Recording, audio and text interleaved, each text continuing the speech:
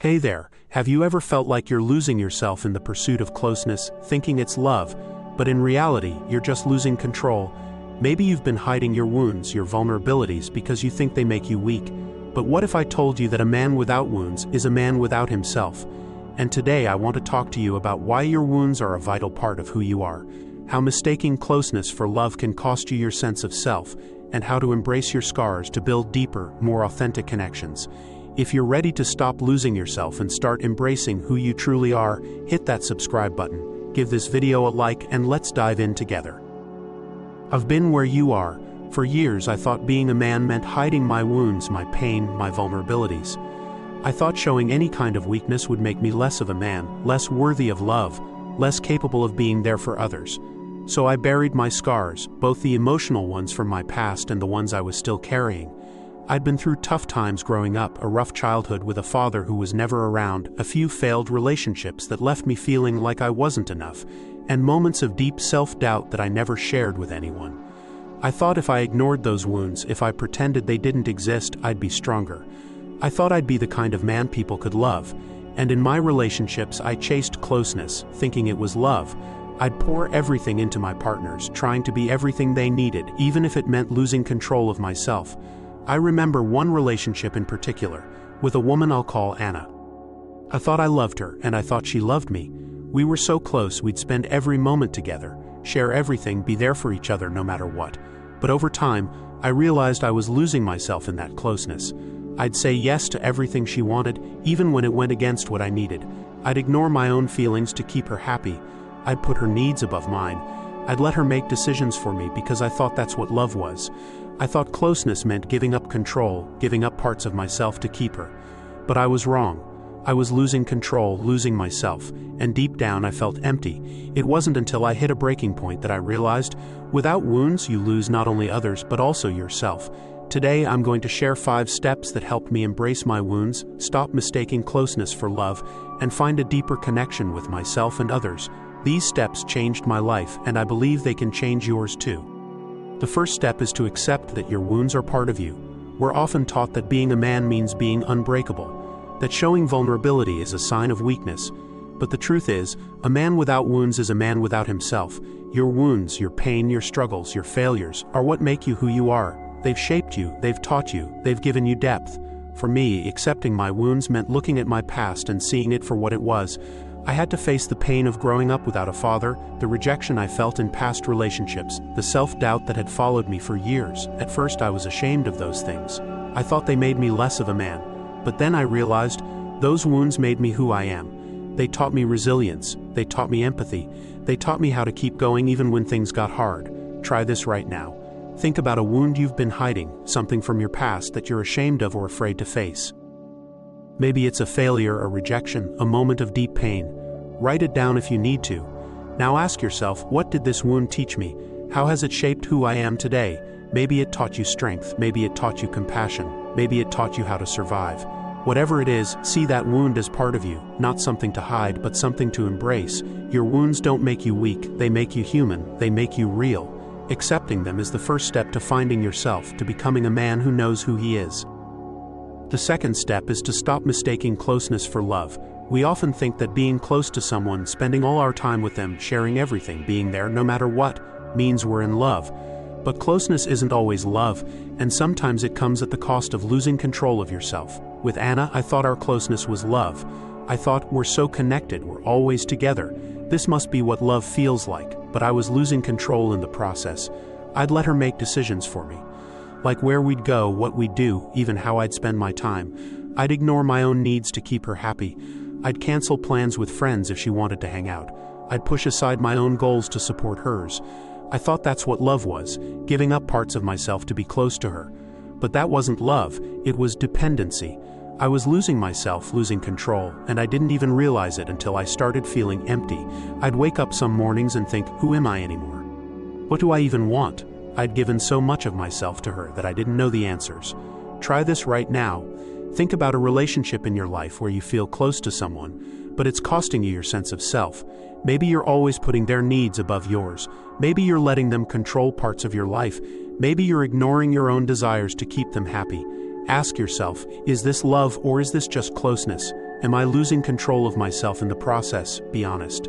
If you're losing yourself, that's not love, it's a trap. Love should make you feel more like yourself, not less. Recognizing the difference between closeness and love will help you see where you're giving up too much, where you need to take back control. The third step is to take back control by setting boundaries. If you're losing yourself in closeness, if you're giving up control to keep someone in your life, boundaries are how you reclaim yourself. This was a game changer for me. With Anna, I realized I had to start setting boundaries if I wanted to stop losing myself. The first time I did it, I was nervous. She wanted to spend the whole weekend together, but I'd already planned to spend some time alone. I needed it to recharge, to think, to just be with myself.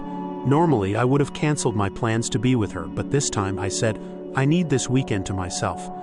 I'll see you next week. She wasn't happy. She said things like, you're pulling away, and don't you want to be with me? I felt guilty. I felt anxious, but I held my ground. And you know what? That small act of setting a boundary made me feel so much stronger. I was taking back control. I was choosing myself. Over time, I set more boundaries. I'd say no to things I didn't want to do. I'd speak up when I felt ignored. I'd make time for my own needs. And while Anna didn't always like it, I started to feel more like myself. Try this right now. Think about one area in your life where you're losing control, where you're giving up too much for the sake of closeness. What's one boundary you can set to take back control? Maybe it's saying no to something you don't want to do. Maybe it's carving out time for yourself. Maybe it's speaking up about something that's been bothering you. Write down that boundary and then take action. Set it this week. It might feel uncomfortable. It might bring up fear, but it will also make you feel stronger, more in control, more like yourself. Boundaries aren't about pushing people away. They're about protecting who you are, so you can build relationships that are healthy, that let you be yourself.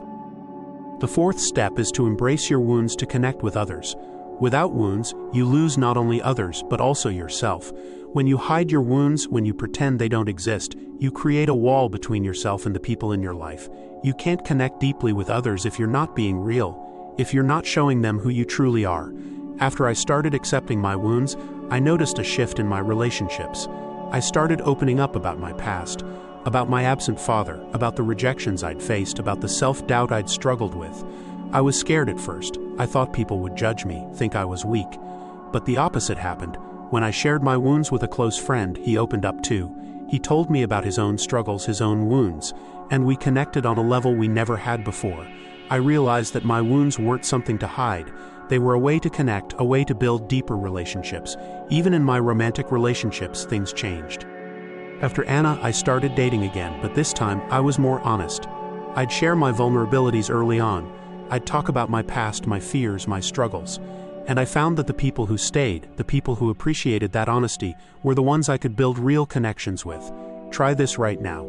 Think about someone in your life you want to connect with more deeply. A friend, a partner, a family member. What's one wound, one vulnerability you've been hiding from them? Maybe it's a past failure, a fear you carry, a pain you've never shared. Now imagine sharing that with them. Imagine saying, this is part of who I am. How would that feel? It might feel scary, but it also feels freeing, right? This week, share one wound with someone you trust. Be honest, be real. You'll be surprised how much closer it brings you, how much more connected you feel. Your wounds don't make you weak, they make you relatable, they make you human, they make you someone others can connect with. The fifth step is to find yourself by honoring your wounds. Your wounds aren't just a part of you, they're a map to who you are. When you honor them, when you see them as part of your story, you find yourself. After I started embracing my wounds, I started to understand myself in a way I never had before.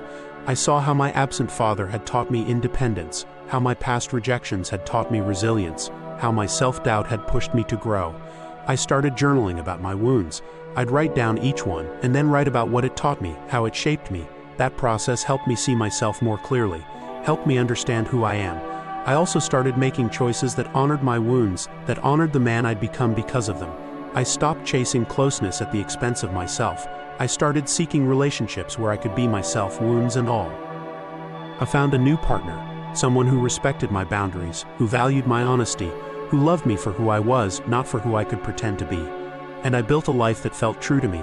I started pursuing things I'd always wanted to do, like writing and traveling, things I'd put off because I was too busy trying to be what others wanted. Honoring my wounds helped me find myself, helped me live a life that felt authentic. Try this right now. Think about one wound from your past, something you've been ashamed of or tried to hide. Write down what it taught you, how it shaped you, how it made you who you are. Now think about one way you can honor that wound. Maybe it's by sharing it with someone. Maybe it's by making a choice that reflects the strength it gave you. Maybe it's by pursuing something you've always wanted to do. Honor your wounds and you'll find yourself. You'll build a life that's true to who you are, a life where you don't lose yourself or others. Let me share one final thought before we wrap up. Embracing my wounds didn't just help me find myself. It helped me build the kind of relationships I'd always wanted. I'm no longer losing control in the name of closeness. I'm no longer hiding who I am to be loved. I've found a deeper connection with myself and with others, because I'm not afraid to be real. I've built a life where I can be myself, wounds and all, and that's given me a sense of peace I never thought possible. And I believe you can find that too. Let me know in the comments, what's one wound you've been hiding, and how are you going to start honoring it? How are you going to take back control in your relationships? Maybe you have your own stories about embracing your vulnerabilities. Share them. I'd love to hear, and I'm sure other viewers would too. If you found this video helpful, don't forget to like and subscribe to the channel. We'll keep working on becoming our true selves together. A man without wounds is a man without himself. Embrace your wounds, stop losing control, and find the love and connection you deserve. See you in the next video.